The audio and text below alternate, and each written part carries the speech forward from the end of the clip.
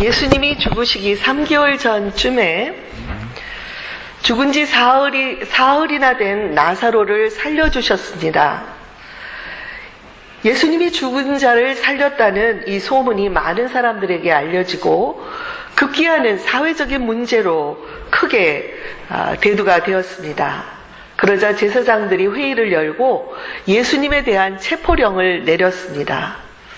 예수님은 유대에 더 이상 머물지 못하시고 에브라임 지역에 제자들과 함께 가서 은둔해 계셨습니다.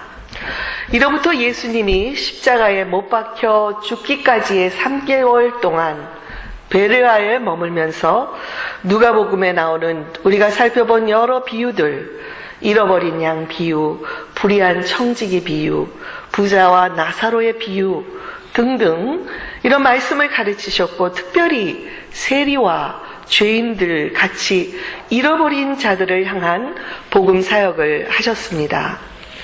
이렇게 3개월이 지나자 오늘 본문의 전작인 18장에 보면 이제 제자들에게 다시 예루살렘으로 가시겠다는 뜻을 밝히십니다. 예수님은 이번이 마지막 예루살렘으로의 여행이 될 것을 제자들에게 말씀하시면서 내가 그곳에 들어가면 사람들에 의해서 고난을 받고 죽게 될 것이다. 그리고 사흘 만에 다시 살아날 것이다. 이렇게 예고의 말씀을 하셨지만 제자 중 그 누구도 예수님의 죽음과 부활에 대하여 깨닫지 못했다고 성경이 기록하고 있습니다. 결국 예수님 홀로 십자가에서 죽을 것을 각오하시면서 예루살렘을 향하여 가다가 한 마을 여리고에 들어가게 되었습니다. 이 삭개오에 대한 기록은 누가복음에만 나오고 있는데 그는 예수님의 생애 거의 막바지에 예수님을 만난 사람입니다. 이 만남으로 삭개오의 삶은 송두리째 뒤바뀌어 버렸고 죄인이라고 손가락질을 받던 삶에서 이 사람은 아브라함의 자손이다. 예수님의 인정을 받는 삶으로 변화했습니다. 삭개오에 대해서는 본문에서 밝히는 대로 그가 세관장이라는 것, 그리고 그가 부자라는 것, 그런 몇 가지 사실 외에는 알려진 것이 없습니다. 세관장이라면 그 지방의 유지로서 상당한 재물과 재력을 가지고 있었을 것입니다. 그러나 당시의 세리에 관한 백성들의 인식은 우리가 이미 여러 번 살펴보았죠. 민족을 배반하고 로마 정부에 빌붙어서 백성들의 세금을 수탈해가는 죄인으로 취급을 받았습니다. 그런데 삭개오는 그 가운데서도 세관장 우두머리로서 죄인 중에 괴수였던 사람이었습니다. 궁금한 것은 삭개오가 어떻게 예수님께 나왔느냐는 것입니다. 아마도 그는 일찍이 예수님에 관한 많은 소문을 들었을 것입니다. 특별히 세리들을 천하게 취급하는 다른 종교 지도자들과는 달리 예수님은 세리와 죄인들과 가까이 하셨고 세리 중에 한 사람인 마태도 제자로 받아주셨다는 사실을 알고 있었을 것입니다.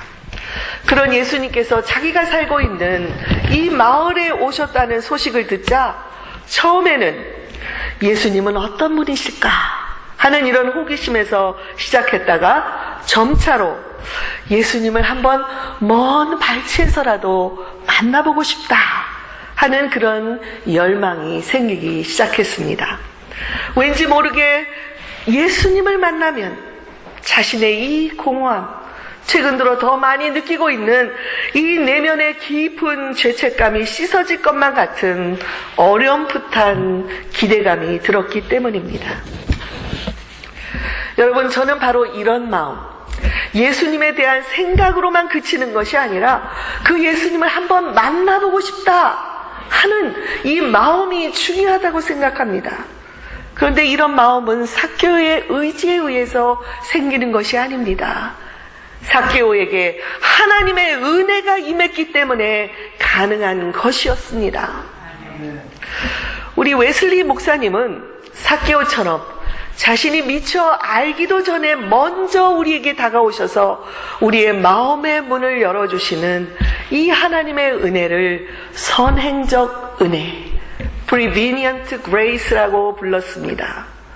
예수님도 해가 선인과 악인들에게 다 비추고 있는 것처럼 하나님의 사랑이 원하든 원치 않든 모든 사람들에게 임하고 있다고 말씀하셨습니다.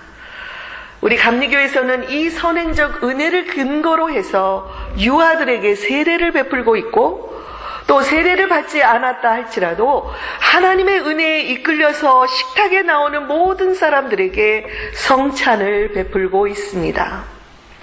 삭개오에게 임한 하나님의 선행적 은혜로 인해 예수님이 여리고로 들어가시던 그날 삭개오의 마음에는 예수님을 만나고 보고 싶은 열망이 들었습니다. 열망이 있다고 해도 평상시의 삭개오라면 금방 포기했을 것이지만 이날만큼은 용기를 내서 군중들에게 둘러싸여 있는 예수님을 향하여 발걸음을 옮겼던 것입니다. 저는 오늘 설교의 제목을 삭개오의 믿음 이렇게 말했습니다. 과연 삭개오가 예수님을 만나기 전에 믿음을 갖고 있었는지 확실하지는 않지만 그가 예수님을 찾아 나온 것 그 자체, 그것이 하나님의 은혜요. 또한 작지만, 아주 작지만 삭개오가 가지고 있었던 믿음인 것입니다. 삭개오는 단순한 호기심으로 예수님을 찾아 나온 것이 아닙니다. 그가 예수님께 나오기까지 여러 장애물들이 있었지만 끝까지 극복해냈습니다. 그러나 무엇보다도 우리 예수님의 열정이 있었기 때문에 가능했습니다. 10절에서 예수님은 인자가 온 것은 잃어버린 자를 찾아 구원하려 함이다, 이렇게 말씀하셨습니다. 이제 죽기 위해서 예루살렘을 들어가는 그 발걸음이 얼마나 무거우셨겠습니까? 그럼에도 불구하고 예수님이 도달한 그 여리고에서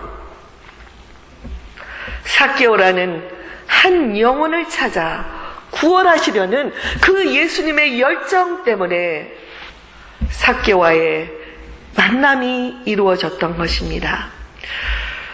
사랑하는 교우 여러분, 예수님은 삭개오와의 만남을 통해서 다시 한번 자신이 이 세상에 오신 목적을 말씀해 주셨습니다. 잃어버린 자들을 찾아 구원하기 위함이다. 잃어버린 자들이 누구입니까? 하나님께서 보내신 예수님을 믿지 못하는 자들입니다.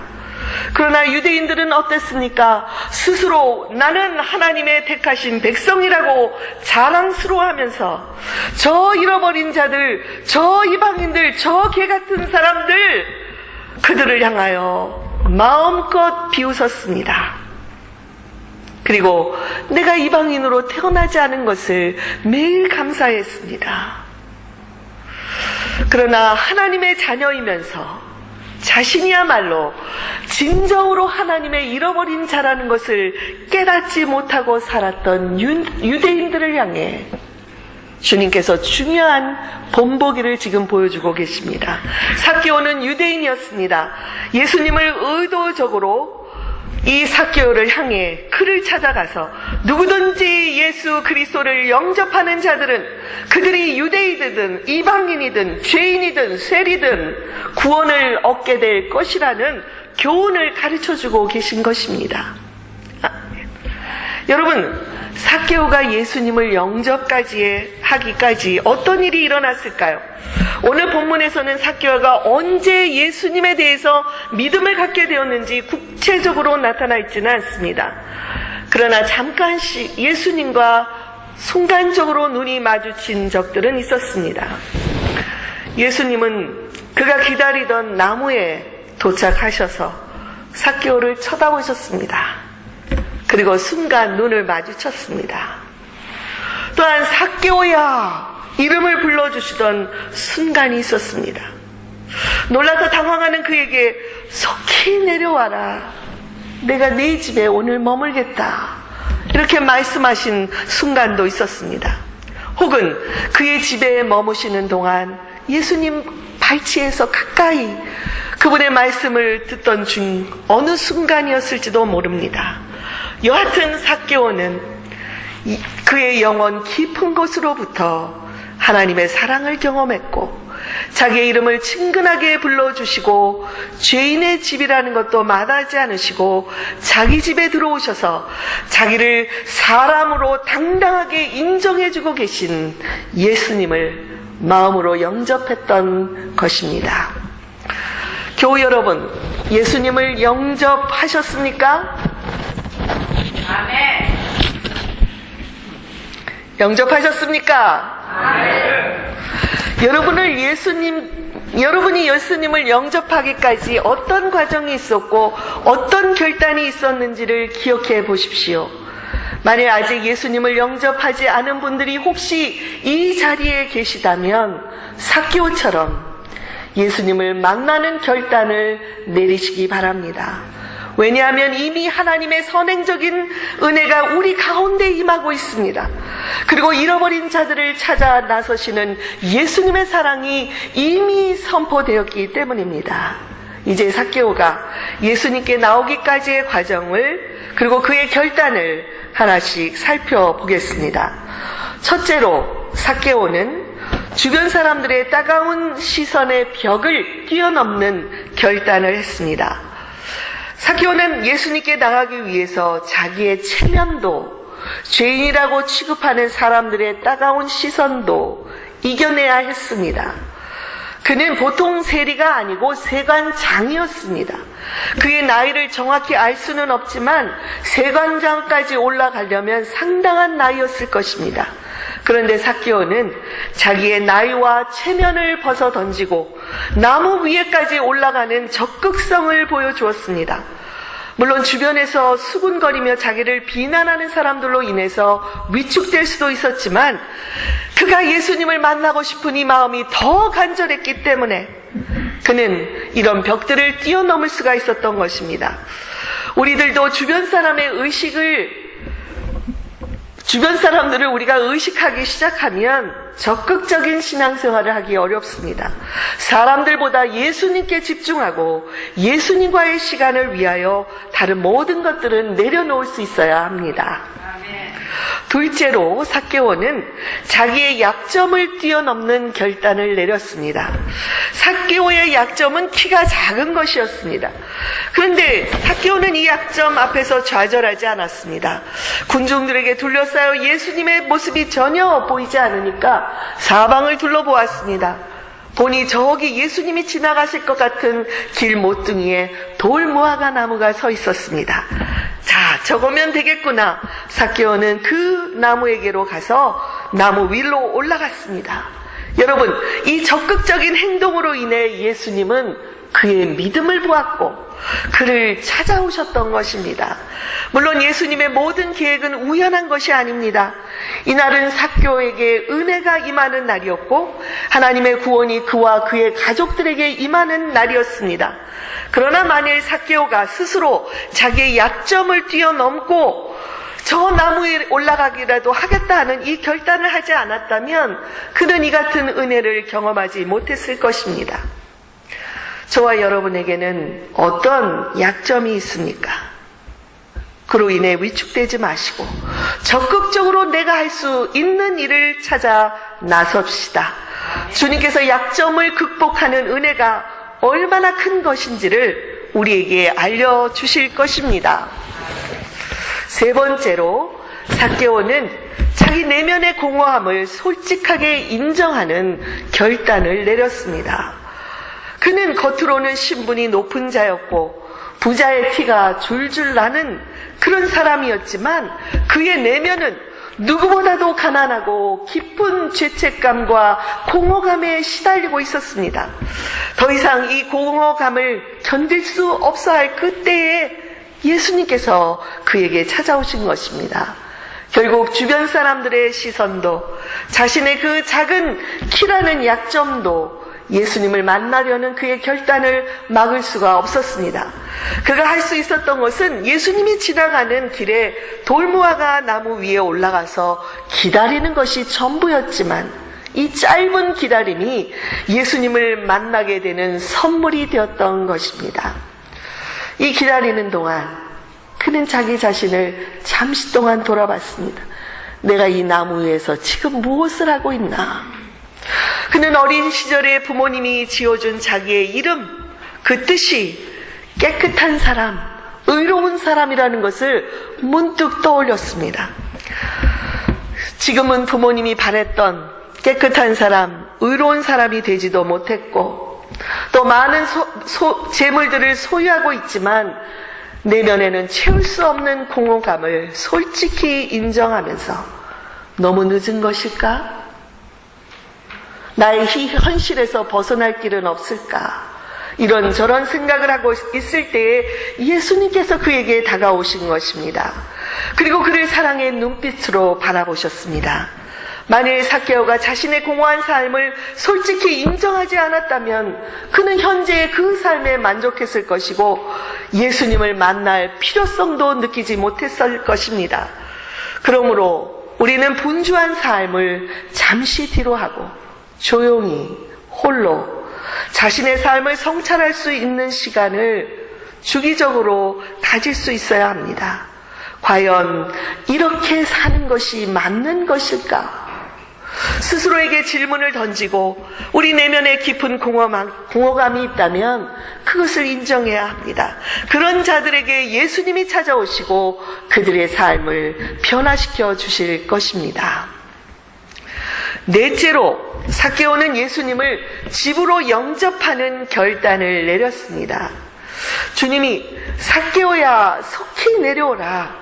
내가 오늘 너의 집에 가서 유할 것이다. 이렇게 말씀하시자 성경은 그가 급히 내려와 즐거워하며 주님을 영접했다. 이렇게 말하고 있습니다. 그러나 그 시간이 얼마나 되었는지는 우리는 모릅니다. 예수님께서 자기 이름을 부르셨을 때 그는 얼마나 놀랐겠습니까? 과연 이분은 범상치 않은 분이구나 직감을 했겠습니다. 그런데 예수님이 내 집에 머물겠다고 하신 말씀을 듣고는 아마도 더 큰 충격을 받았을 것입니다. 그리고 순간적으로 갈등했을 것입니다. 들렸던 소문대로 이분이 하나님의 아들일 수도 있는데 이분을 집으로 모셔드린다는 것은 자기에게 어떤 변화를 초래하게 될지 두렵기도 했을 것입니다. 지금까지는 돈과 명예를 위해서 매국노라는 말까지 들으며 이렇게 힘겹게 살아왔는데 과연 내가 그런 삶을 포기할 수 있을까 고민도 들었을 것입니다. 왜냐하면 예수님을 영접한다는 것은 자신의 모든 불의를 청산하겠다는 의미가 되기 때문입니다. 진리이신 예수님을 모셔드리는 것은 불의가 있을 수가 없기 때문에 그렇습니다. 그러나 이 짧은 순간이지만 삭개오는 결단을 내렸습니다. 나무에서 내려와 예수님을 자기 집으로 영접했던 것입니다. 여러분, 이런 결단을 저와 여러분이 내릴 수 있기를 바랍니다. 요한계시록 3장 20절에서 볼지어다 내가 문 밖에 서서 두드리노니 누구든지 내 음성을 듣고 문을 열면 내가 그에게로 들어가 그로 더불어 먹고 그와 더불어 마시리라 말씀하셨습니다. 주님이 우리의 마음의 문을 두드리실 때 우리가 문을 열고 주님을 영접하면 주님께서 들어오셔서 함께 먹고 마시고 우리와 영원히 함께 계시겠다는 이 약속의 말씀이지 않습니까? 삭개오는 세상의 돈과 명예보다도 예수님을 영접하는 삶을 선택하기로 결단한 것입니다. 마지막으로 삭개오는 회개의 열매를 맺는 그런 삶의 변화를 결단했습니다. 삭개오는 이제 예수님을 주님 이렇게 부르고 있습니다. 주님. 그리고 곧바로 자신이 회개했다는 것을 예수님께 고백했습니다. 그러자 예수님께서 이 집에 구원이 이르렀다. 이는 아브라함의 자녀다. 인정해 주셨습니다. 여러분, 삭개오가 회개했다는 것을 어떻게 알 수 있습니까? 그것은 8절에 나와 있는 회개의 열매 때문입니다. 소유의 절반을 가난한 자들에게 주고 속여서 빼앗은 것이 있다면 4배로 갚겠다 하는 이의 결단을 주님께서는 회개의 열매로 인정해 주신 것입니다. 삭개오가 이런 충격적인 결심을 하게 된 것은 그의 가치관이 변했기 때문에 가능한 것이었습니다. 돈을 추구하던 삶에서 이제는 돈을 다른 사람들과 나누겠다는 이런 생각을 갖게 된 이유는 그가 이제 예수님을 마음에 모셔들었고 이제는 이 영생의 기쁨을 누리게 되니까 세상의 명예도 돈도 그에게는 더 이상 중요한 것이 아니게 되었기 때문입니다. 이렇게 진정한 회개는 우리의 삶에서 그 열매가 나타납니다. 그러나 회개했다 할지라도 말씀을 실천하는 결단을 내리지 않으면 그 사람에게서 변화가 나타나는 것은 무척 어렵습니다. 세례 요한이 자기에게 세례를 받으려고 나오는 바리새인들과 사두개인들에게 독사의 자식들아, 누가 너희를 가르쳐 임박한 진노를 피하라고 하느냐? 그러므로 회개에 합당한 열매를 맺고 속으로 아브라함이 우리 조상이라고 생각하지 말라. 내가 너희에게 이르노니 하나님이 능히 이 돌들로도 아브라함의 자손이 되게 하실 것이다. 이렇게 말한 것을 기억하십니까? 에베소서 4장 28절에서는 도둑질하는 자는 다시 도둑질하지 말고 돌이켜 유턴을 해서 가난한 자에게 구제할 수 있도록 자기 손으로 수고하여 선한 일을 하라 말씀하셨습니다. 만일 도둑질하던 자가 예수님을 만난 후에 변화했다면 그 동일한 손으로 이제는 열심히 일하여 가난한 자들을 구제하는 삶을 살게 된다는 것입니다. 이것이 바로 회개에 합당한 열매인 것입니다. 영국의 성서학자고 또 많은 저서를 남긴 윌리엄 바클레이라는 귀한 아주 유명한 분이 있습니다. 근데 이분이 남긴 말이 항상 제 마음에 남아 있습니다. 많은 사람들이 교회에 나오게 된 것은 신앙에 대한 이론에 설복되어서 나오는 것이 아니라 우리 교회를 다니는 성도들의 사랑을 보았기 때문이다. 그리고 많은 사람들이 교회를 떠나게 되는 이유는 그들이 성경 내용을 믿을 수 없기 때문이 아니라 교인들의 불친절함, 그들의 변하지 않는 삶 때문이다. 이렇게 말했습니다. 이렇게 한 사람의 변화가 중요합니다. 우리 교회에 여러분들이 있지만 진정한 변화된 삶이 중요한 것입니다. 이제 결론을 맺겠습니다. 사랑하는 교우 여러분, 예수님은 저와 여러분의 이름을 알고 계시고 내가 어떤 삶을 지금 살고 있는지, 나의 약점이 무엇인지, 나의 괴로움은 무엇이며 내가 얼마나 힘들게 살고 있는지를 잘 알고 계십니다. 아멘.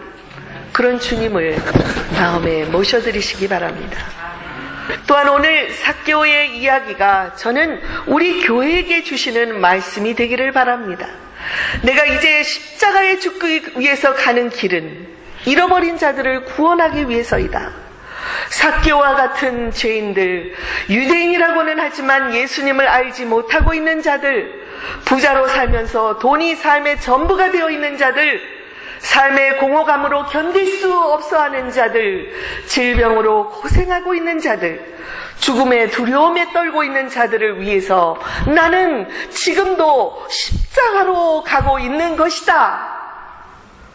주님이 죽기 직전에 삭개오를 찾아오셔서 그를 구원하셨듯이 지금 이 시간에도, 바로 이 시각에도 주님은 어느 한 영혼의 마음에 찾아가기를 원하고 계십니다.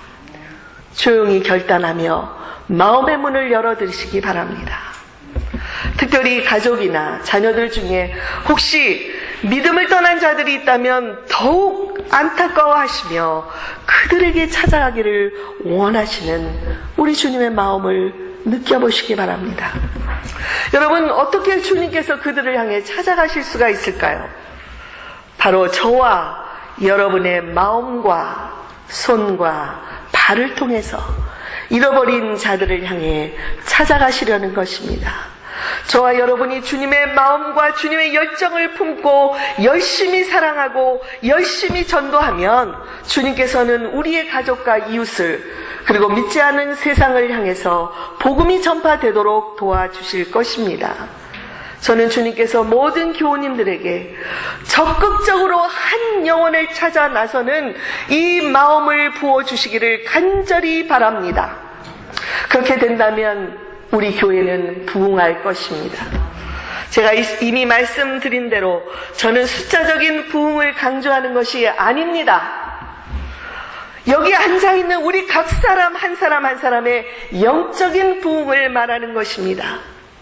새로워진 나, 주님을 닮아가는 나, 그리스도인이라는 이 말을 다른 사람한테 듣는 것을 부끄러워하지 않는 나, 성도라고 부르면 멀리 숨어가는 것이 아니라 주님 앞에 저를 사용하소서 하고 나설 수 있는 용기를 가진 나, 그런 우리 모두가 되기를 원하는 것입니다.